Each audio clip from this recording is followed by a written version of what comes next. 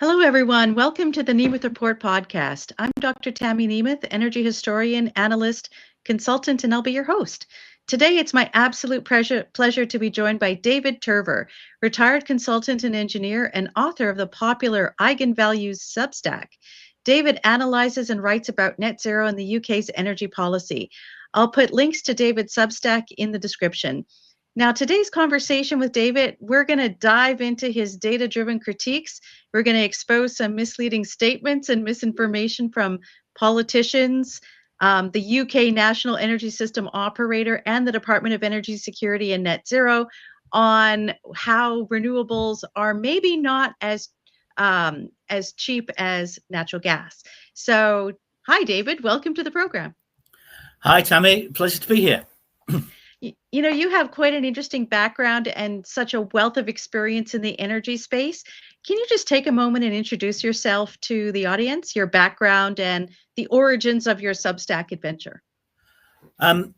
Well, I'm an engineer by training, so I did something called the Special Engineering Program at Brunel University back in the 1980s, which covered mechanical engineering, electrical engineering, production engineering, and control theory, and all things like that. But what was unique about it was, as an engineering course, was that the only core course I had to do in my financial year was finance. So the origins of the course was they wanted people who understood engineering who could also operate in the real world.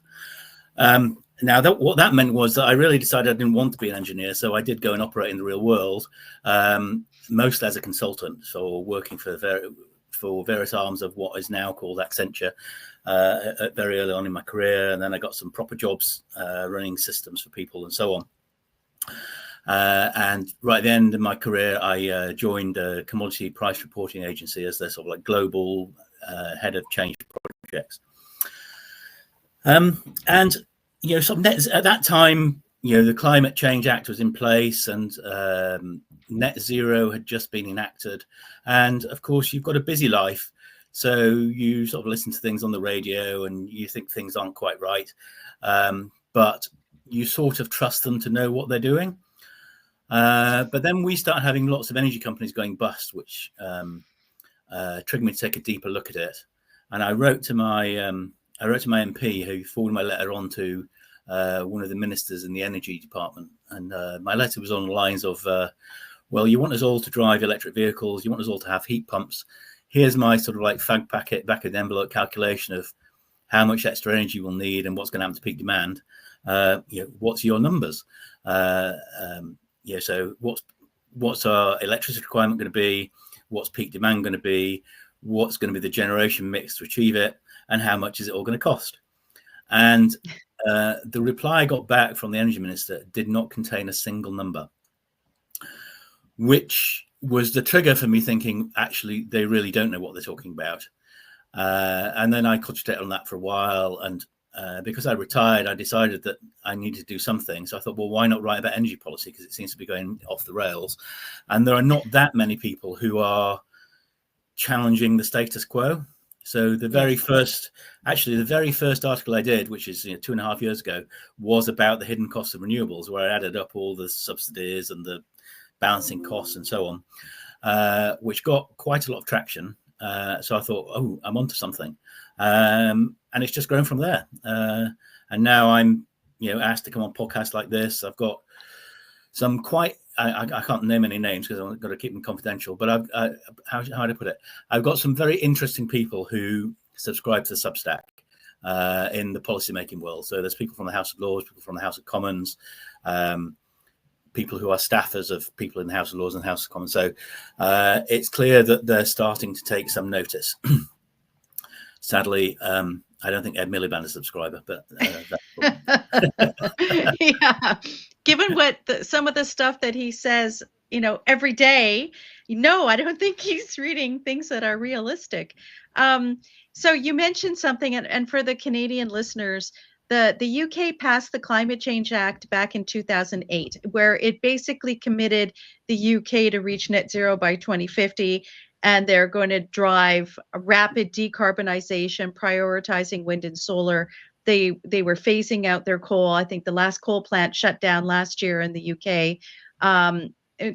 nuclear, I don't know, kind of plays a role, but not really in the long-term thinking. It takes forever to approve anything in the UK, just like it does in Canada. But one of the interesting things that David's really been pushing back against is that there's an official narrative, and we hear it all the time in Canada as well, that renewables are cheap, they're going to lower bills. Ed Miliband promised that bills will be reduced by £300 or something by 2030. You know, he just kind of pulls numbers out. But the reality is very different. UK electricity prices are among the highest in Europe. Industrial prices, I think, are the highest in the G20, at least in the Western countries and so on. And you know, they got really high. There was a spike because of the Russian attack in Ukraine, because natural gas prices were affected. And then it's come down, but you'd never know it from the rhetoric. The rhetoric is always, oh, natural gas is making everything more expensive. So can you talk a little bit about that reality? And, you know, your writing is really great. It highlights that the renewables are not cheap, that it's not what everybody's talking about. And so how exactly are the true costs being misrepresented? Well, it starts, most of the people who do the misrepresenting talk about marginal costs. So like most propaganda and misinformation, it starts with a grain of truth, but then they sort of like build lies around it. So the grain of truth is that the marginal cost of gas is high compared to solar and wind. So, you know, if the wind blows a bit more or the sun shines a bit more, then it doesn't cost any more to produce electricity from a wind turbine or a solar panel. So the marginal costs are, you know, close to zero, which is true. Whereas with gas, you know, the extra cost, you know, if they need to run the power station for a bit longer, then they have to use fuel for it, and essentially the fuel cost is the marginal cost of producing electricity from gas. So far so good. Now in today's market, the price of producing electricity from gas is about £75 per megawatt hour. That includes roughly £15 per megawatt hour of carbon tax. So the fuel only cost is probably about 60. And then the lies that are built around the grain of truth is that they then assume that the marginal cost of solar and wind is the total cost, which of course it isn't. So although, you know, the sun is free and wind is free, wind turbines are not free, and solar panels are not free, and transformers are not free, and cables are not free, and the backup that you need to compensate for when the wind isn't blowing or the sun isn't shining isn't free either. Nor is the cost of turning off wind turbines when they're producing too much more than we can cope with. That isn't free either. So there are all these extra costs which are paid for by well, a range of things, but they all make our way into our bills. So the first one is subsidies. We've got 3 subsidy regimes. One of them is called renewables obligation certificates.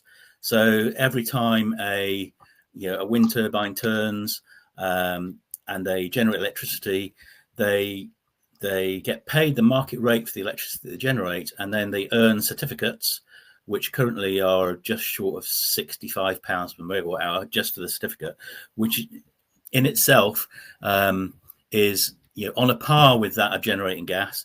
Offshore wind gets 1.9 of those certificates for each megawatt hour, so the certificates themselves are more expensive than gas.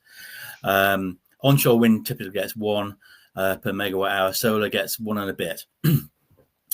Then we've got feed-in tariffs, which are really aimed at small domestic solar. There are some other technologies in there. There's a bit of wind and there's a bit of other minor stuff, but mostly it's solar in terms of installed capacity. And in fact, I've got some of those on my roof as well. Before I started taking a more critical eye on this, we had some solar panels installed in 2010. And they pay essentially they pay a fixed amount for how much you generate and a little bit more for what you export or what you're deemed to export. And then finally we have the current system, which is called contracts for difference, which is what the government want to expand. And that ensures that renewables operators get paid a fixed price for what they generate. So they will get paid the market rate for what they generate, typically now say £75, and the average offshore wind for active contracts is just over 150. So they'll get 150, they'll get £75 top up to the 150, actually near £80 top up in today's market, so that they can cover all the costs of building the turbines and maintaining them and all the rest of it. So overall, the cost of those renewables, it's about £7.5 billion for renewables obligations, just short of £2 billion for feed-in tariffs, and about $2.5 billion for contracts for difference. So there's roughly $12 billion of costs for renewables. But it doesn't end there. Now, as I mentioned, the wind doesn't blow all the time, and the sun doesn't shine all the time, and the output is very variable, which makes it difficult for grid operators. So, if the wind suddenly drops or suddenly rises or the sun goes behind a cloud or whatever, then the output from wind farms or solar panels changes, and the grid has to be in balance all of the time. So the national system operator has to pay either to turn on gas-fired plants to compensate for a shortfall in wind, or turn off gas-fired plants to cater for an excess of wind. And if there's too much wind, which is either more than demand or more than the transmission network can cope with, they have to pay the wind generators to turn off. So in essence, we're paying the wind farms not to produce power that we don't need, which is absolutely crazy. The cost of that balance in a year is roughly 2.7 billion. And then because there might be very sudden failures or outages from wind and solar, we have another system called the capacity market, which provides backup, which is essentially paying for things to be on standby or close to standby, so that they can be turned on at shortish notice if there's going to be a significant wind lull. That currently costs us about £1.25 billion a year, and that's forecast to go up. So when you add up all these different costs, they get added to our bills, which is why renewables are more expensive. And of course, the final thing, although I don't quite have a number to put on this, although we'll talk about where the numbers are going to go shortly, because offshore wind in particular, they are very diffuse plants. So a gigawatt wind farm might take up acres and acres of the sea, and they tend to be sited where it's windy, which is not necessarily where demand is. So they're literally hundreds of miles away from our biggest source of demand. So of course we need lots more transmission network to connect these things to the grid, and that transmission network works has a lower load factor, because it may or may it's carrying electricity depending on whether the wind generator is generating or not. So those tend to be less efficiently used than if it was connected to a proper power station.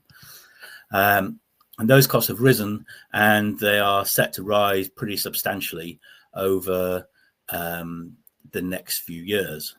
So if you want to talk now about where these costs are forecast to go, and I'll just scroll down on my screen here so that we can make sure I get my numbers right. So I talked earlier about roughly 2.7 billion of balancing costs in the last financial year. Our National Energy System Operator, or NESO, NESO, produces projections of where they think these costs are going to go.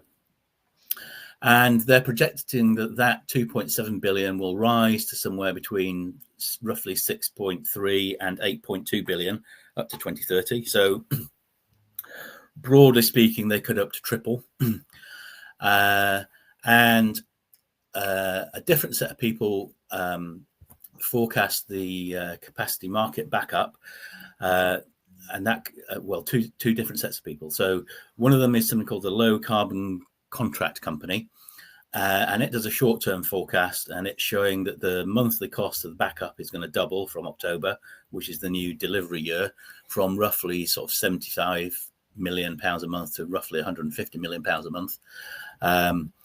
And for the past year or so, the actuals have been significantly higher than their forecast. So if they're forecasting it to double, it may well more than double. And then we have something called the Office for Budget Responsibility, or the OBR, and they provide sort of like a long range forecast for the cost of the capacity market.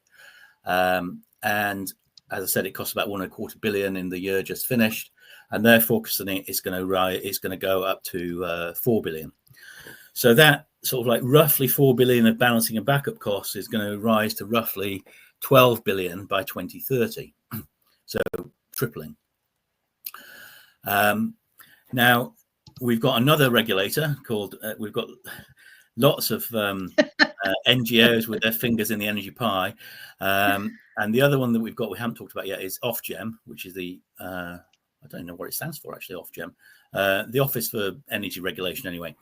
And they sort of realized that paying wind farms to turn off is not such a great idea. So they're saying, well, okay, we need to build some more transmission network.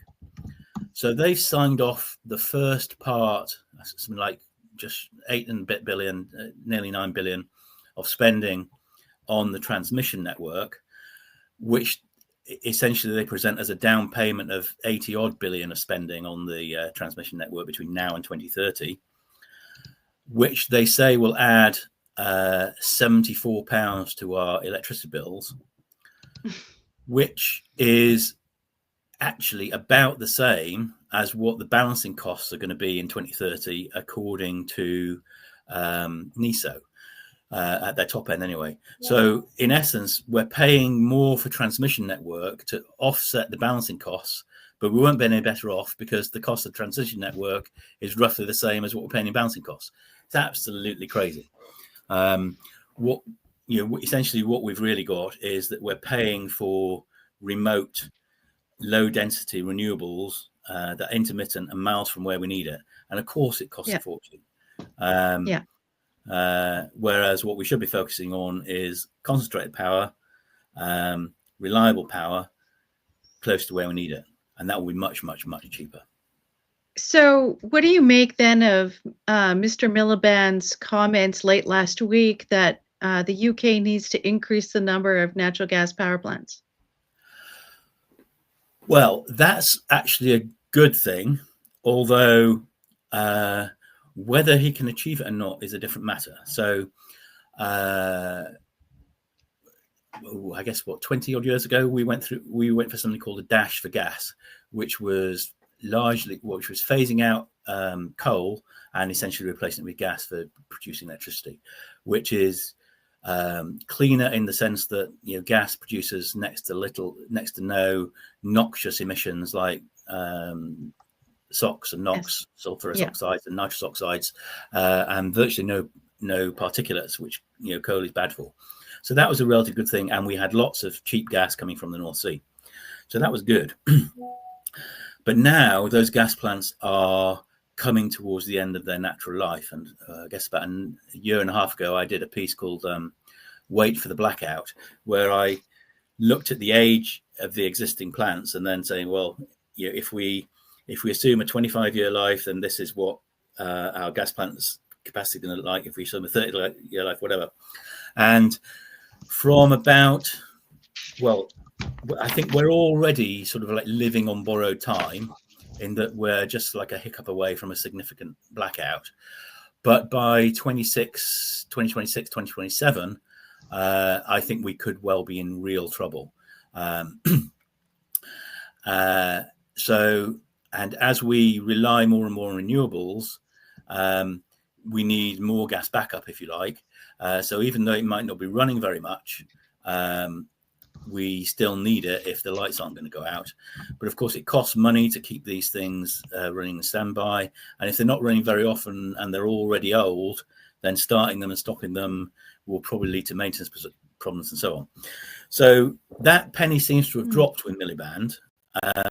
So now he's saying, well, let's build some more because we need to back up these renewables, which is a tiny step forward in the right direction from where he's been in the past.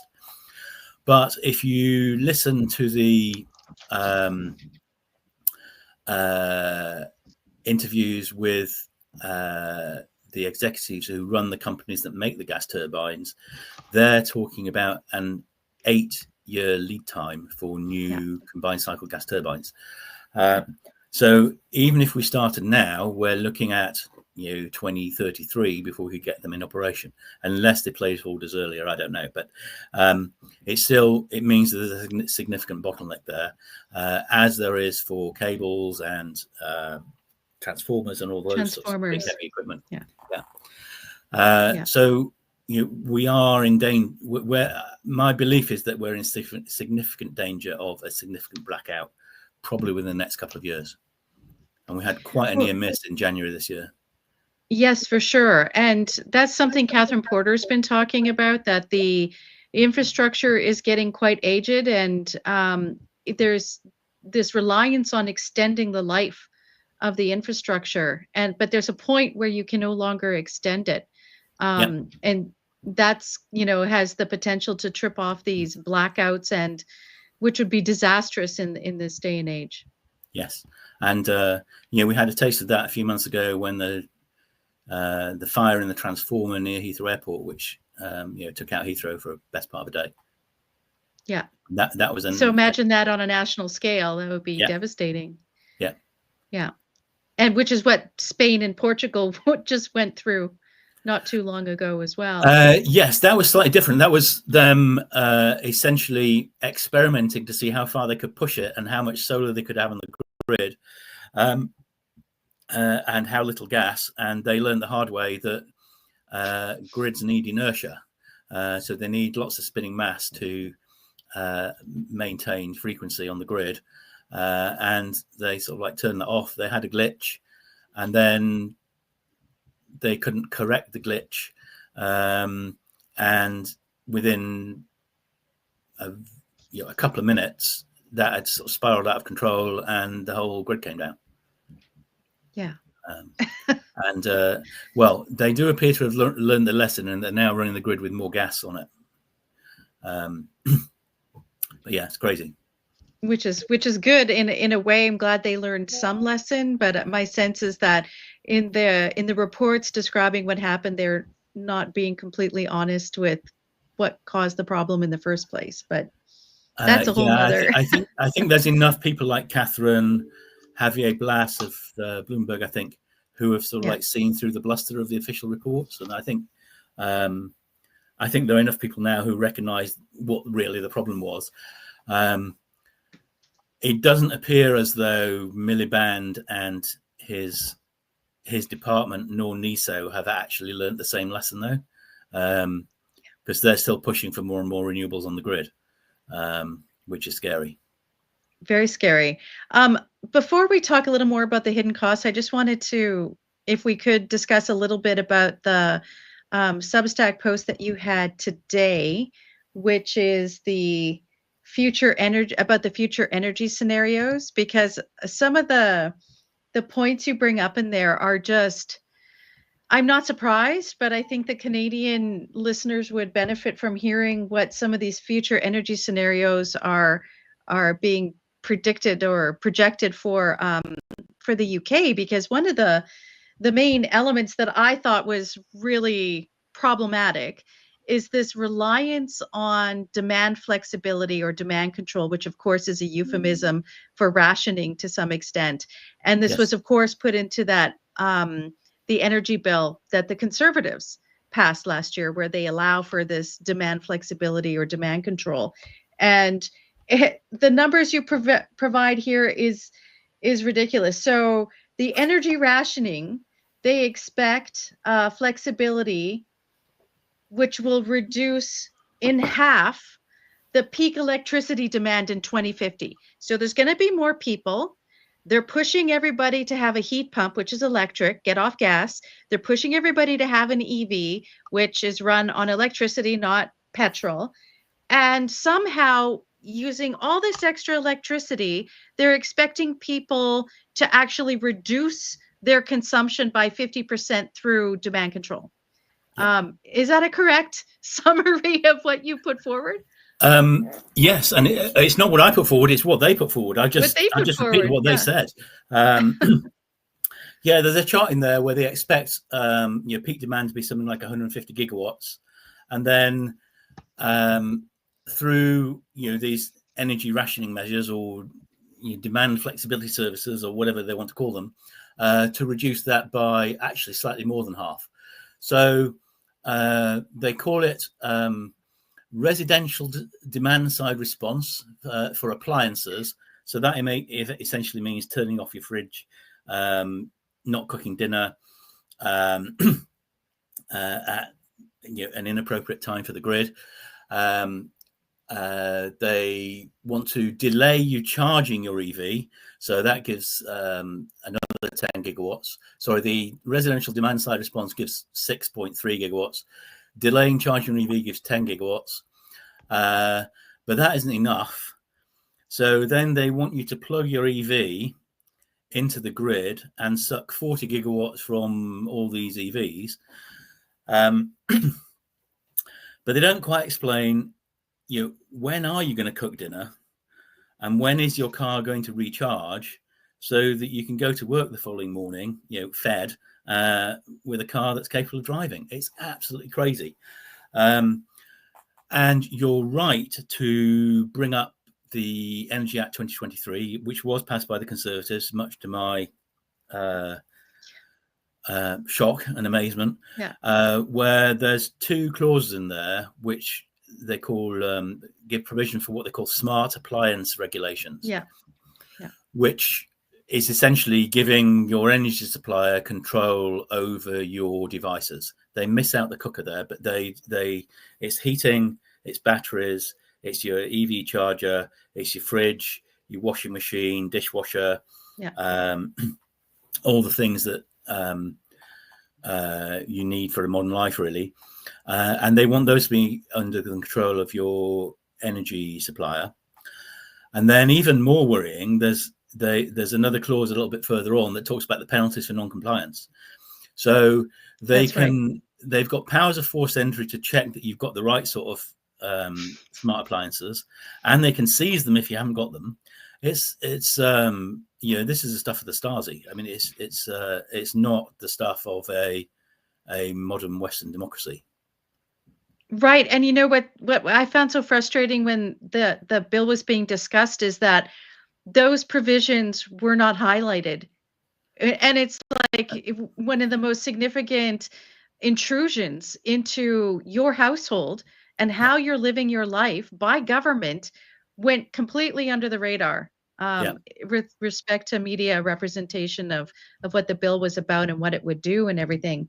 And I love how you pointed out about the vehicle charging, because it's like they want you to charge on the off peak, but then they want to be able to drain your car to help balance the grid. But you wouldn't need to be balancing the grid in off peak. So they want you to have your car plugged in, I'm assuming, during the day when you're at work or something, so they can remove the power, which you will then regain later. I mean, it doesn't, it's unclear to me how that's supposed to work, and how are you going to force people to do that, because ultimately you would need everybody to cooperate and be doing the same thing. Yeah. Well, and the other thing is if you discharge a lot of cars during the peak, say from 5 p.m. to 7 p.m. when people are coming home having dinner and all that sort of thing, then what is currently the off peak at 2 in the morning, if you suddenly put 25 million cars on the grid and expect them to charge, that will no longer be the off peak. Oh, great point. Great point. Yeah, and if you have to program your appliances to do the laundry at 2 in the morning and you're charging your car at 2 in the morning, somehow they think this will all be balanced by AI, which is one of the reasons why I think Miliband is talking about in building out these natural gas power, more reliable power, where you have 24/7 on all the time energy, is because of what they're hoping is the growth of AI data centers, which would then be used, as the Octopus Energy guy is always talking about, to manage the grid, to be able to do all of these instant calculations and monitor and manage everything. But what sort of impacts will that have on how people live their lives? Should we be just delegating all of this to some energy AI agent or something? Yeah, it is crazy. I did some.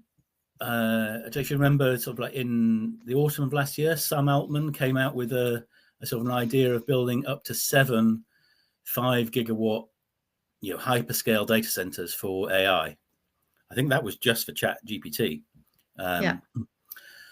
Now, 7 of those data centers would consume more electricity than the whole of the UK generates today. Just one of them is more than the output of the Hinkley Point C, which we are currently building. That's like 4.8 gigawatts. So, I mean, these things are hugely power hungry. So the idea that we put another power hungry data center on the grid to help us turn off our power it's a bit crazy, really. Right. And that's how I was thinking of it, is that we're going to build these data centers that use a lot of energy, to have an AI to manage how much energy we use, and to make sure that we reduce the amount of energy that the average person uses, because the AI needs that energy to tell us what to do. Yeah, we're getting into Terminator territory here. Yeah. And then what I thought was really interesting about the projection summary that you provided is that there's this reliance on the interconnectors. And, I find the title of the Department of Energy Security and Net Zero, which they seem mutually exclusive there. But if you're relying on interconnectors, what does that do for your energy security?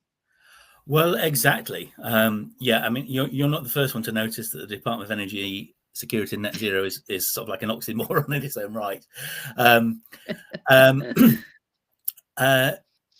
It is the fact that they're putting so much reliance on interconnectors is, I personally find, very worrying.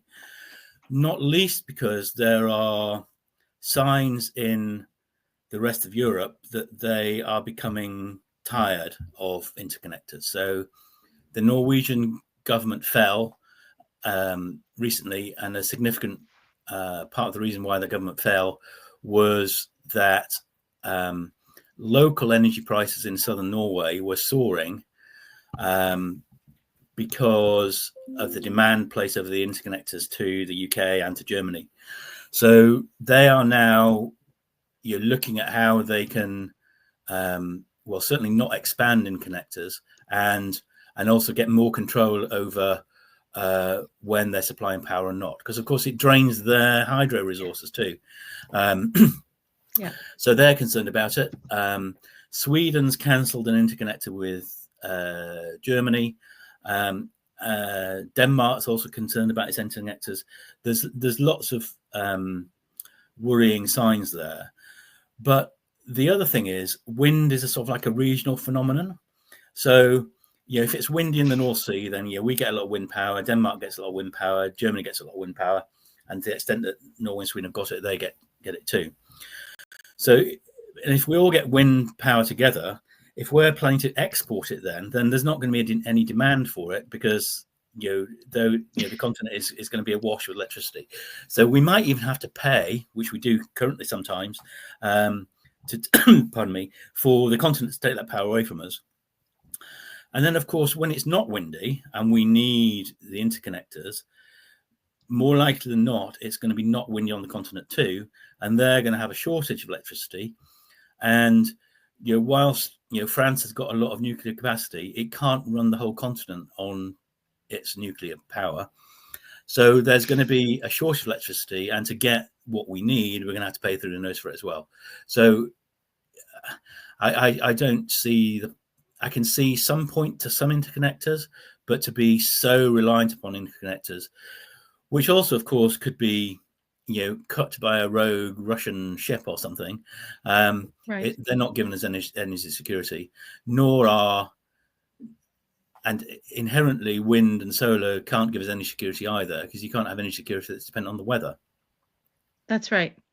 Unless you can somehow control the weather, which we're not there yet. No, and we won't be for some time. I noticed this future energy projection report talks about. They want to actually double or triple the interconnections by 2050, which is insane. And then you mentioned how they focus on storage. They're going to do compressed air. And I loved your comment about hydrogen, because they want to generate hydrogen through electrolysis and then store it in some salt mines under pressure. And you had this great comment. I can't remember. Oh yeah, here it is. Where maybe the people in in Cheshire, I think it is, in East Yorkshire, won't be so happy to have this pressurized hydrogen underneath their feet. Yes. Well, they sort of dismissed further expansion of the nuclear fleet because there might be some planning issues with it, but they sort of like completely overlooked that there might be just a few planning issues of having hydrogen at 300 bar sort of in disused salt mines. And hydrogen is a tiny molecule, and it will diffuse through just about anything. So I'm not entirely convinced that if they put high pressure hydrogen in a salt mine and expect it to stay there for a year, that when they come to get it, it'll still be there. Yeah, I don't see. Yeah. That's right. Highly flammable hydrogen as well. Yes. I mean, that's one of the things that they tout, is that it's so nicely flammable and clean burning and so on, but it's highly flammable and yes, under high pressure, not a good combination there. Even if it's in the salt mine. But yeah, I mean, I think you mentioned in your interrogation of that report that they haven't costed this, and that they said further this summer they will come out with their cost benefit analysis or whatever, the cost projections.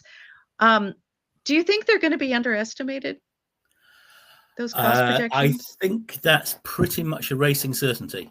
So if we've got we're going through a canter through all our various energy bodies. We've got another body called the Climate Change Committee, who I suppose they come up with carbon budgets that tell us how severe a hair shirt we've got to wear all the time, and how we've got to cut our emissions, blah blah blah. And they recently came up with the 7th carbon budget, and they put their costs together for that, and they do it in quite an interesting way. So they say the costs that they put forward are the difference between the cost of doing what they want us to do for the 7th carbon budget and this nominal baseline. But they don't publish the baseline costs, nor do they publish the actual cost of the 7th carbon budget. They just publish the numbers that are the difference between them.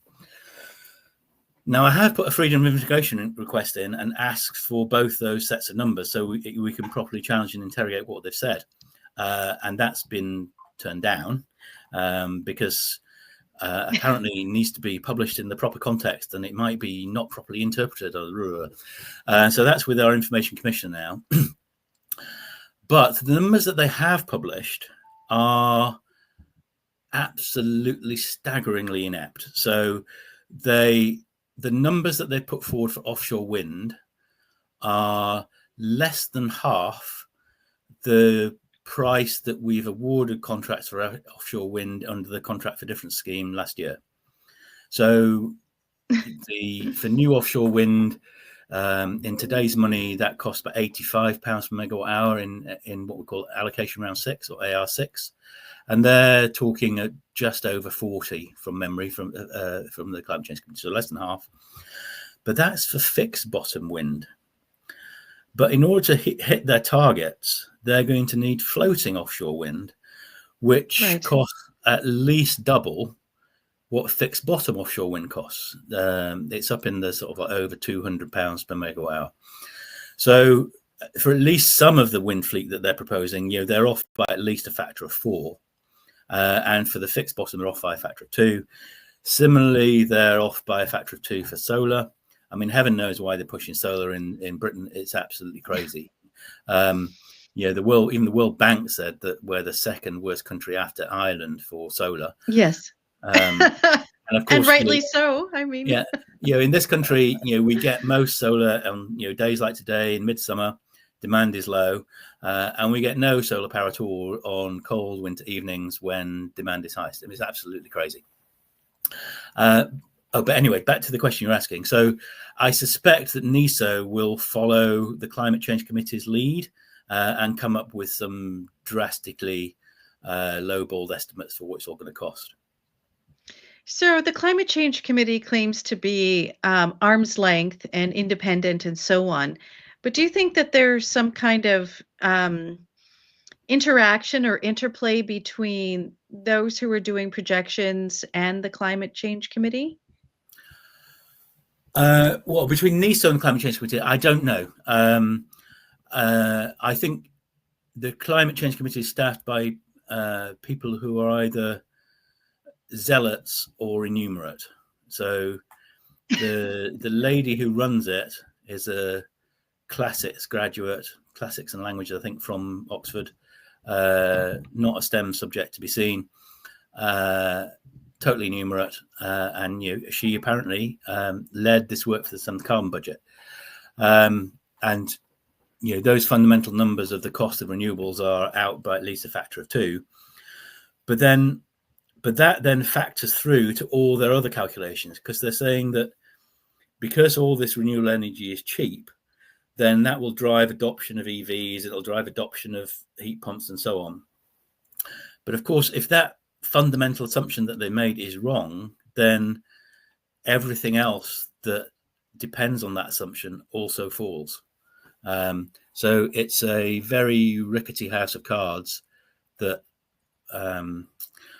deserve to collapse, but who knows when it will. I think me and others might be successful in getting them to publish their, all the numbers, so to speak, and then we can have a stronger go at them. But it might take a while. Yes, and it's rather appalling that it's so difficult to get the numbers, because I mean, this is something that deserves scrutiny from lots of different perspectives to try and understand it, because this is basically the fate of the nation with respect to the quality of life for individuals and whether or not businesses are able to actually do business here. I was quite shocked when I was looking at the statistics for the industrial pricing, because according to ONS, which is the Office of National Statistics, if you're a small business, you pay way more, about 30% more than if you're an extra large business. So if you're extra large, clear economies of scale, I suppose, or something like that. But if you're a small business, you're paying the highest price for electricity for industry. And then, of course, they average it out. And it's really difficult because they average where you are in the UK for what that industrial pricing is and over a year and what an average small business uses and so on.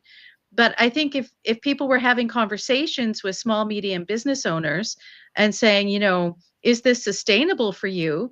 I think people would be saying, no, it isn't. And it's, it affects our bottom line and how much, tax that the government can take off people, because, they're not making as much money because of all these different input costs. Yeah, I mean, expensive energy essentially acts as a tax on the whole economy and sort of like drives growth downwards. I think it's DESNZ publish it. every 6 months or so, they publish a comparison between the UK and the rest of the EU. And we've got the highest industrial electricity prices in the EU. And I think it's third highest domestic at the end of 2024. I think we're behind Germany and Denmark from memory. Yeah. And then every year they publish numbers from the IEA, which cover everyone in the OECD. So we've only got numbers up 2023, but we had the most expensive industrial electricity and the most expensive domestic electricity in the OECD. And yeah, we wonder why growth is struggling, productivity is not working. I did another piece a while ago comparing different sectors of the economy. So our most highly productive sectors in terms of gross value added per hour are in the productive sector, so productive industries. So things like making steel and ceramics and chemicals and interestingly oil and gas extraction too. Those are much more highly productive in terms of gross value added per hour worked than the whole economy, and much more productive than services like education, health, and all that sort of stuff. But then if you look at the relative growth rates of those things, the productive industries are shrinking with respect to the rest of the economy, and sometimes shrinking in absolute terms too.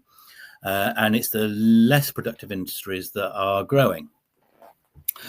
And then we wonder why we're struggling with whole economy productivity. Is because we're killing off those highly productive industries which are energy intensive, and we're growing things that are less productive and not as energy intensive.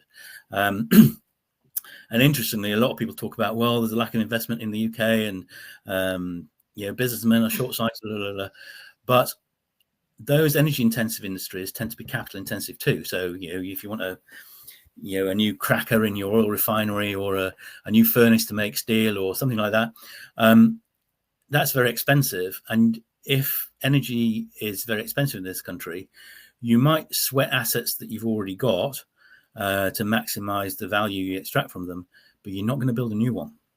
And therefore, investment falls. Yeah, for sure. And we've seen that even on the European continent, how many factories and manufacturers, chemical producing plants in Germany even have offshored. They've gone to China or the United States, where Yes. the energy prices are just that much cheaper. And, when you look at a comparison, say, for the United States versus the UK, it's incredible, the difference. And, the United States, they speak English. There's a lot of capital available. So if you wanted to shift your production, then, I can see businesses making those decisions just because, Yes, and, the prices are that much different. One of the largest investors in that sort of industry in this country is Jim Ratcliffe. And he's basically said that. He said that the chemicals and petrochemicals industry in the UK is dead. And he's moving a lot of his operations to the US. Yeah. And so then the UK will end up having to import those products at however much it costs to import these things. And the same thing with steel. We've seen the different problems with the steel industry in the UK, shutting down the plants or trying to retool them to be with electric arc furnaces, which take a lot of energy, and what's the cost of that, and so on. So it's like they're pushing to electrify everything, claiming it's going to make things cheaper, but it ends up costing more. And I think this is what was so great about your testimony to was it to a Parliament committee? Yes. Or the Energy and Net Zero Committee back in February, I think it was, or February, you did yours in mid-March, where you tried to outline what this means for the cost of energy for industry and people. Yeah. Can you just give us a quick summary of the points you made there? If I can remember them. I think we've covered a lot of points that we've gone before. I think so. Basically, I'll, everything we've been talking about. Yes. Interestingly, though, I think there was only about 3 people who put what you might call a skeptical view to that committee, and there was, I don't know, there's probably, of course, there was probably 70 or 80 people who put in representations of that committee. They've had some evidence. They've invited some people to give evidence in person. Not one of us who put a skeptical view to them has been invited, which tells you something. One of their proposals is, so for all this time, they've been telling us that the renewables are cheap and blah, blah, blah. And now they're saying, well, actually, we've got all these levies in electricity, which is their word for renewable subsidies, essentially. And that's making our electricity expensive. So we need to move those levies off electricity bills and put them onto gas bills to make the gas more expensive, which is absolutely crazy. So, I mean, basically my testimony was, well, look, it's not true that renewables are cheaper. And yeah, I went through all those costs that we went through earlier and said, and also moving the levies from electricity to gas won't change any of the costs at all. It's essentially just paying for the same levies out of a different pocket. You're paying out of your gas pocket instead of the electricity pocket. So it'll make no difference at all. So what you need to do, if you're really serious about bringing energy costs down, which is what they said they were, is, well, one, you could cut that on energy. That'll take 5% off straight away. 2, you could get rid of the carbon tax on gas-fired electricity. That'll bring the wholesale cost down straight away, and also mean that those companies that are funded by renewables obligation certificates will get less revenue too. And then you just need to stop doing subsidies. And if you stop doing subsidies, then you won't get any more people bidding for offshore wind and onshore wind and solar and so on. And then you won't need to spend all that money on transmission network and balancing and backup and so on. And lo and behold, bills will fall. But but I think that's fallen on deaf ears so far. It remains to be seen whether we'll get me, or there were a couple of other people who put forward similarly sort of like skeptical views, or what you might call realistic views of what really are the drivers of costs. It remains to be seen whether they actually dare to invite us to give evidence in person. I hope they do. But I'm not going to hold my breath on that one. No, I won't either. I think I might turn blue before I gas. I'm just going to put onto the screen here the one chart that you had in your hidden costs of renewables, where it talks about the different, let's see if I can find it. Is it this one? I'm trying to. That's the OBR. The environmental levies, right? Yeah. So these are just the various environmental levies. And does it actually, the green gas levy, is that the carbon tax? No, that's something else. Of course it is. That's an extra subsidy. So the green gas levy goes on our gas bills and is to pay for people making things like biogas. Okay. Right, green gas. I forgot. Yeah. You know, sort of like collecting methane from, rotting cow manure, or for processing grass in anaerobic digesters, that sort of thing. Right. Okay. So we've got the renewables obligation. And so you've got what was actually paid in 2023, 24, and then the rest are forecast. Is that right? Yes. Right. And so then the contracts for difference, which are scheduled to increase.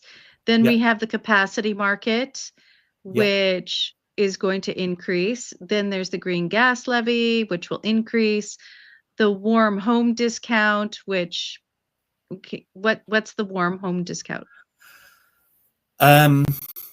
That is giving a subsidy for poor people who can't afford the expensive renewables. Right. And I suspect I think since the OBR put this together, the government has announced that they're going to expand the warm home discount. So those numbers are probably low.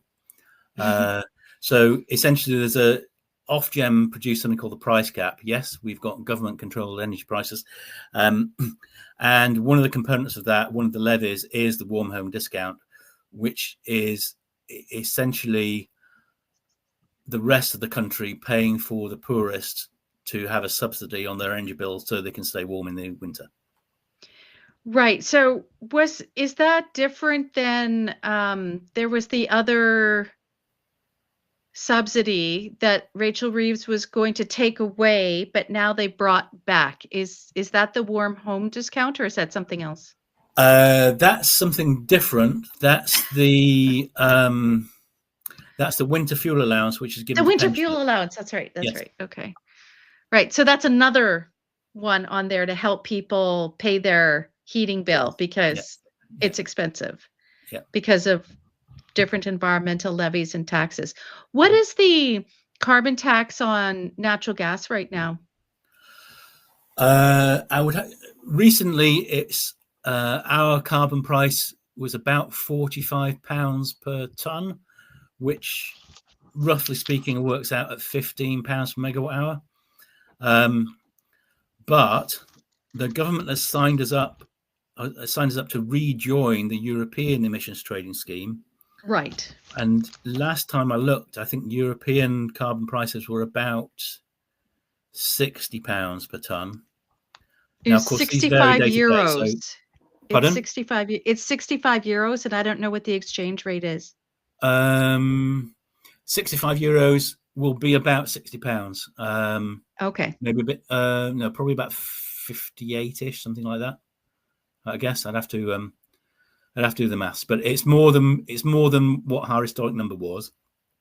Right. But because the government has announced that it's going to rejoin the European trading scheme, the ETS, then our carbon prices have been rising to sort of like close that gap. Right. Of course. To phase it in. Yeah. Yeah.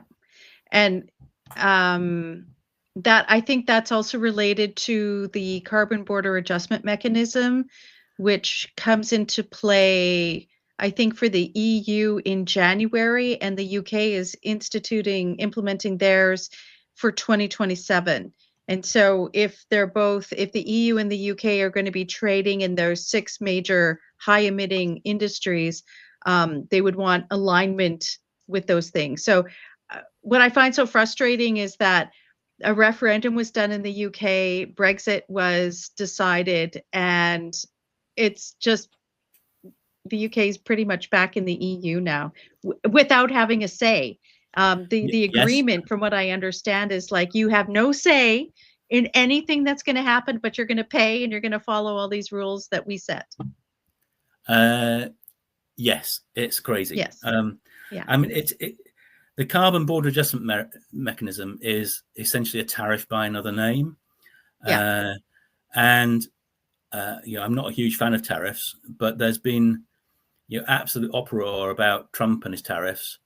But the fact that we're going to create our own CBAM, which is another tariff, absolute crickets, just tumbleweed. The press aren't exercised by that at all. Right. And what's interesting is that it's not just a tariff. There's all of these other elements that companies will have to pay for, monitoring all of their emissions, having it audited, having an inspector come in and assure that how they're calculating it is correct, or what they're reporting. When you're dealing with the EU, that means that an EU official will come to your location and inspect your operation to ensure that it is in alignment with what the EU is wanting, and that you're actually being honest. So there's this extraterritoriality aspect of it that people really aren't talking about. And, what's the cost for companies to implement all of this tracking and auditing and everything else that they'll be on the hook for, just so that they can make these trades with the European Union. Mm-hmm. And it won't make our industry any more competitive.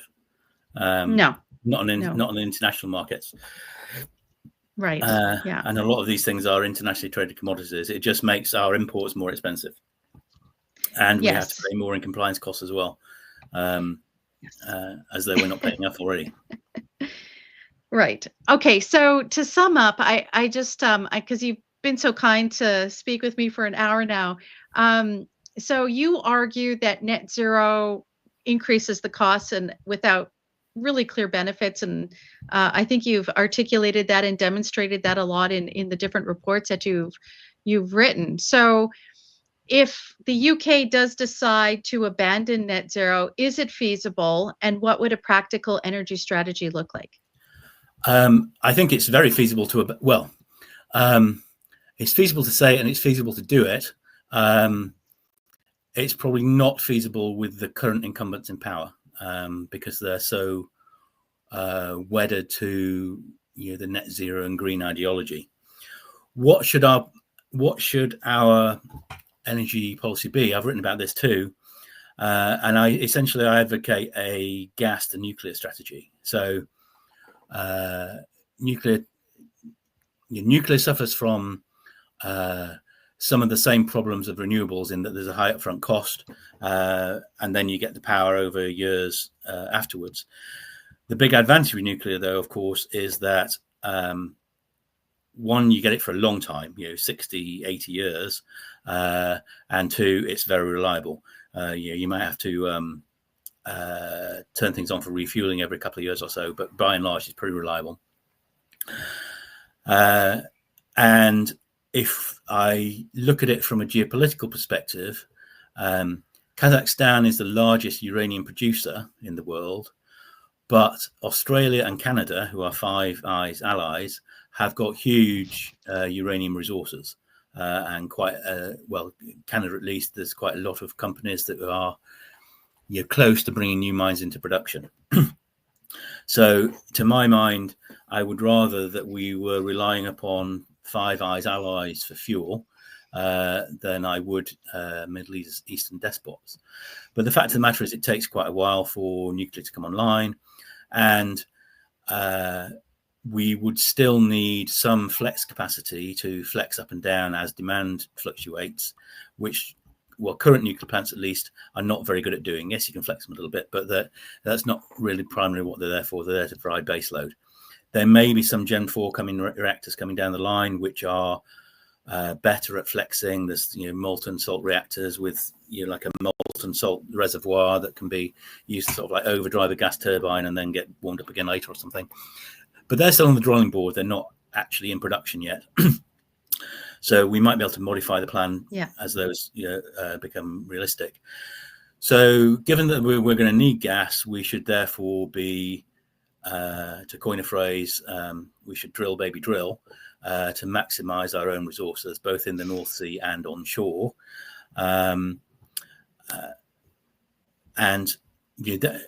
Ironically, that will give us an electricity system with very low emissions and a small overall environmental footprint. One of the things that annoys me is that sort of wind and solar are given a free pass on their land requirements, on their mineral intensity, and where some of these minerals come from, which means that overall they're not as sustainable as some other technology, in particular nuclear, which probably has the lowest overall environmental footprint. So, not that I'm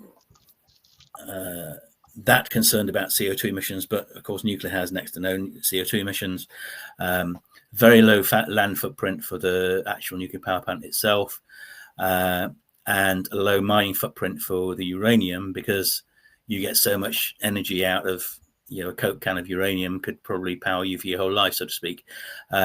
It's relatively not intensive on minerals. Gas, as I said, we need that for flexing. It's got high energy return on energy invested. Again, good land footprint, doesn't need a lot of minerals and so on. So that's quite sustainable too. And the overall CO2 emissions from a sort of like a gas and nuclear electricity generation system will be considerably lower than today.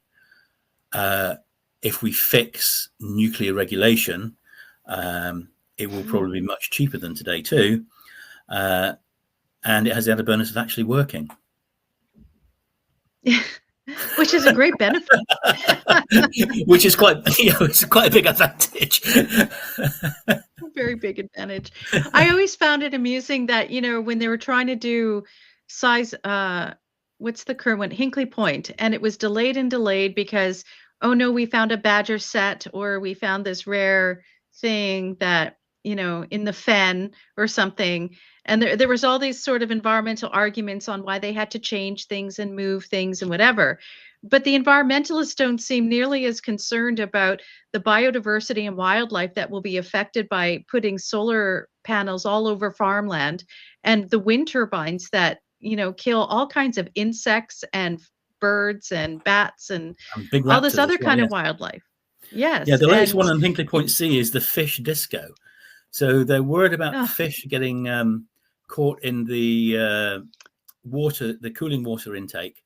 So they're putting speakers and the lights, I think, underwater to scare the fish away. And that's been termed the fish disco.